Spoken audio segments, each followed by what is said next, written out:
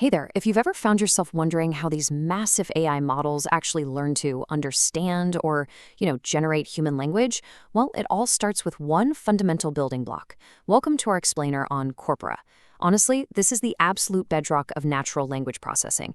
Today, we're keeping a laser focus on exactly what this concept means and how these text collections are practically used as the true underlying engine behind NLP. Let's jump right in. Okay, but before we can even begin to talk about complex AI, we really need to demystify this kind of academic-sounding term. So corpora is literally just the plural form of corpus. But what does that actually mean when we're talking about computer science and linguistics? It sounds a bit intimidating, right? But the reality is actually beautifully straightforward. Think of it this way. A corpus isn't just some random pile of words. It's a massive, highly structured collection of authentic text. And by authentic, we mean real human language, specifically compiled in a way that a machine can actually read it.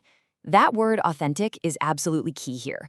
We're talking about actual books, real articles, and transcribed speech, all gathered up and formatted to act as the primary training sets for literally any NLP model. Without this, algorithms simply have nothing to learn from.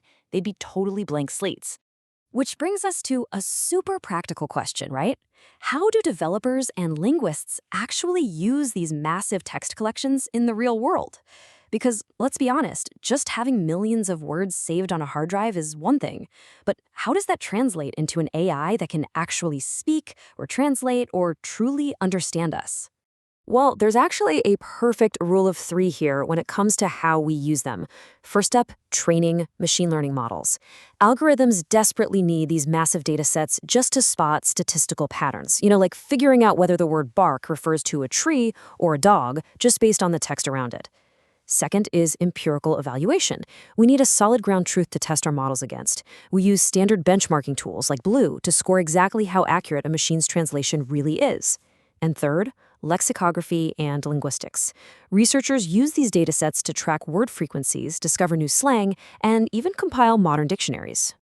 Now, interestingly enough, those three critical roles are handled by exactly three distinct types of corpora.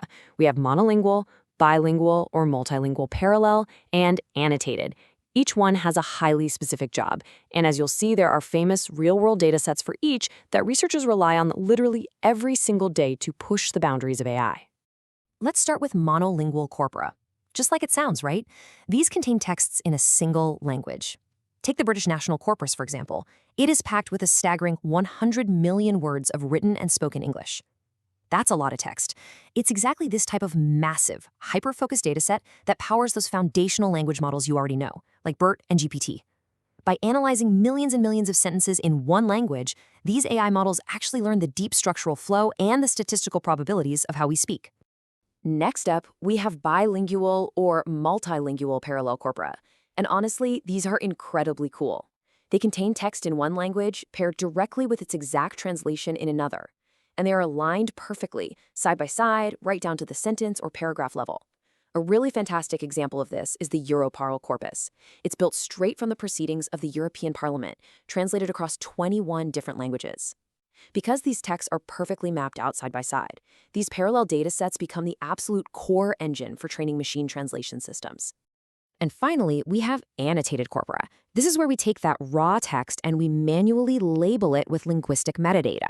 Think of it like tagging exactly which words are nouns or which ones are verbs. So why do we do this? Well, because it's absolutely essential for supervised learning. Algorithms need explicit labeled examples. Essentially, they need an answer key to learn the incredibly complex and frankly messy rules of human grammar. Famous datasets like the Penn Tree Bank provide this deep structural map, which means the AI doesn't just have to guess. When we pull all of this together, I think we walk away with a pretty profound appreciation for the data itself. To quote our source material directly here, corpora act as the empirical foundation for linguistic analysis and the primary training sets for machine learning models. It really is that simple. Without these vast, carefully compiled, and meticulously annotated collections of human text, our machines would remain completely illiterate. They really are the true foundation of absolutely everything we achieve in natural language processing. So it leaves us with this really fascinating thought. We've gone from training on just a few megabytes of text to these vast, massive internet-scale data sets. As we compile ever larger and more richly annotated corpora, What entirely new structures and what hidden nuances in human language will the next generation of AI actually uncover?